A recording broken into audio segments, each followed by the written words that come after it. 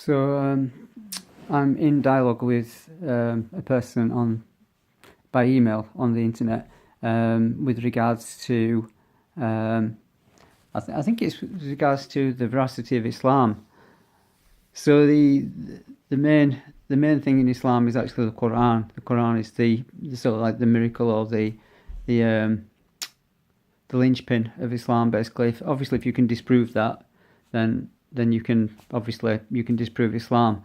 Um, and it's one of the points of comparison that people often use with other religions, that they have a religious text, they say similar things.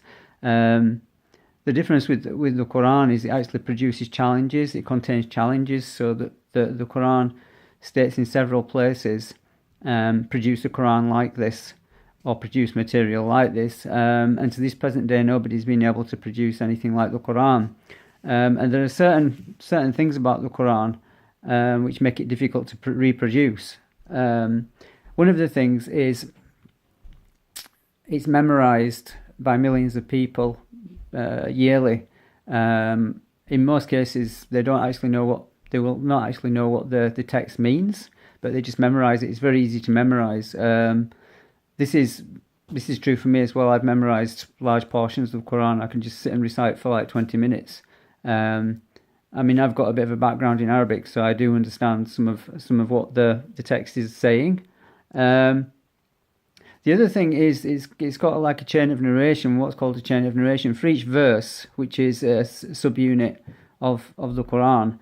There's actually a chain of narration. In other words, right back to the Prophet Muhammad, you can actually trace this particular reciter. Each reciter, when they're actually learning under a certified scholar or teacher, he will listen to their recitation, and only when they've got it exactly as it should be, then it's basically the permission for that person to recite and teach is given to them, and they get added to the chain of narration.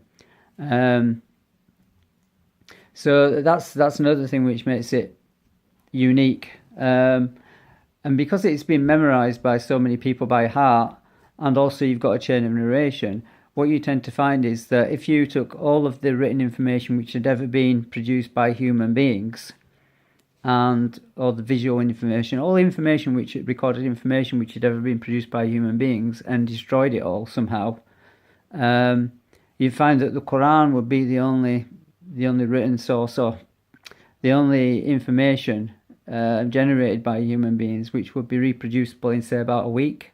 And that's in 5 different readings, dot for dot, letter for letter. And this is like unprecedented in human history. The other thing about the Quran is not only is the text preserved in the hearts of men and also in writing, but the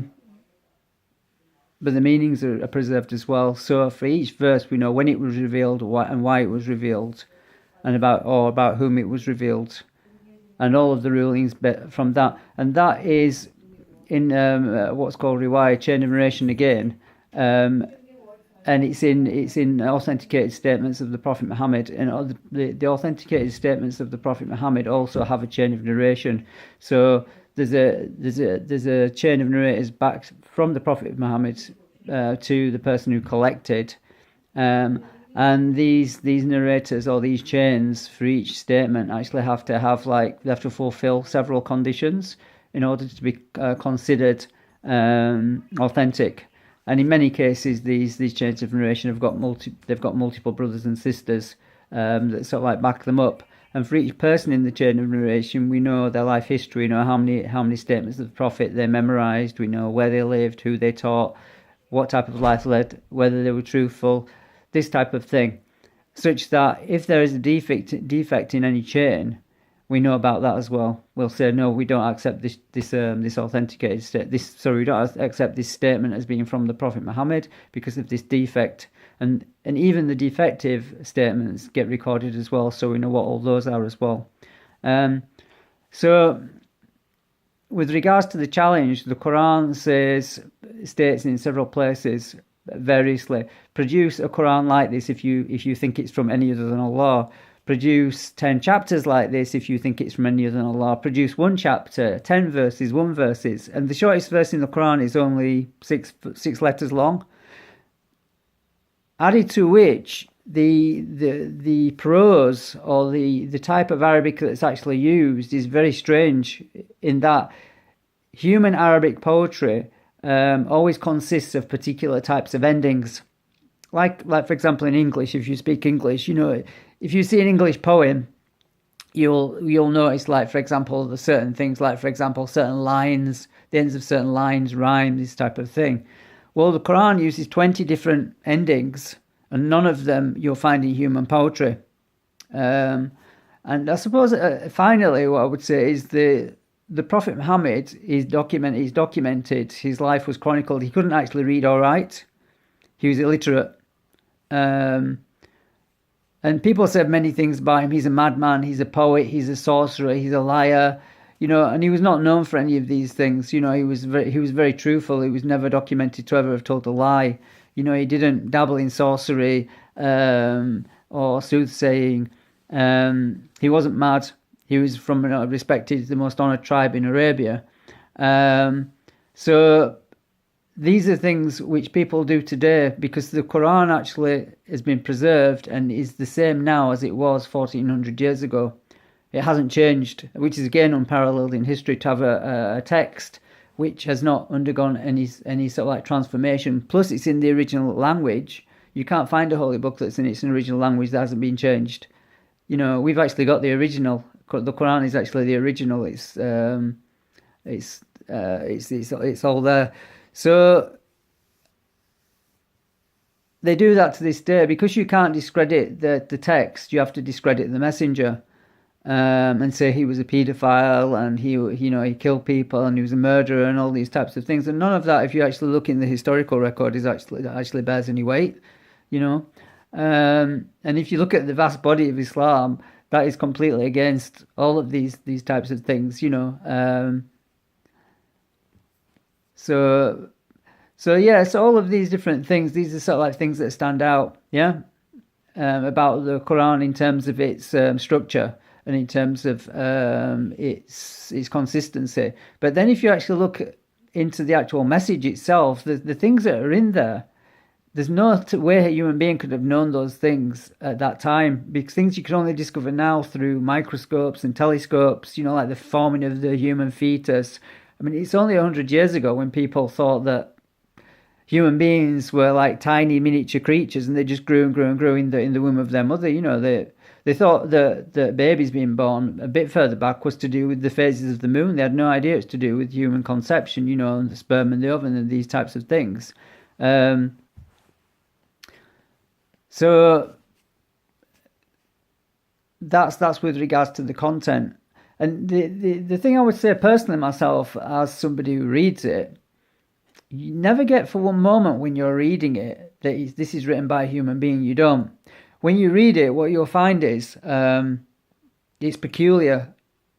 It's peculiar. It's like the book is it's actually speaking to you. That's what it feels like. That's the feel. You'll hear people say that, and it does actually feel like that. It's like you're being spoken to. Yeah. And the other thing as well is you never actually get bored of reading it or reciting it. You never get bored. Never. Other things as well, like the morphology. The morphology Arabic is very nice. And I mean, these are just sort of like fine details on the end, and actually listen to the recitation, because it's actually supposed to be recited. The recitation is very nice when you listen to it. So all of these things, that's sort of like the package, which is the Quran. I mean, I've just spoken for about like 9 minutes on this issue, but it's not like other holy books. Like people will say, "Oh, I've read the Bible, I've read the Torah," and in terms of like structure and revelation and preservation and content, it's not the same. I think one final thing I would say is the Quran actually states, that if this book had been from any other than Allah, you would have surely found many contradictions in it. This book is concordant with itself, Um, the Quran doesn't actually contain any mistakes. It contains none. Any mistakes that people feel are in there are imagined. Um, but like for example, in the other holy books or scriptures, you will find discrepancies or inaccuracies, gross ones which stand out to the common person that works in the field. That you can show them and they will be able to see these things. Um, so yeah, all of these things together, they if not they prove the authenticity of the Quran, which they should do when somebody examines, in just a little bit of detail. Certainly, at least, this is a very interesting and very amazing book, or something which would entice or encourage somebody to look at further. Somebody who had an inquiring mind.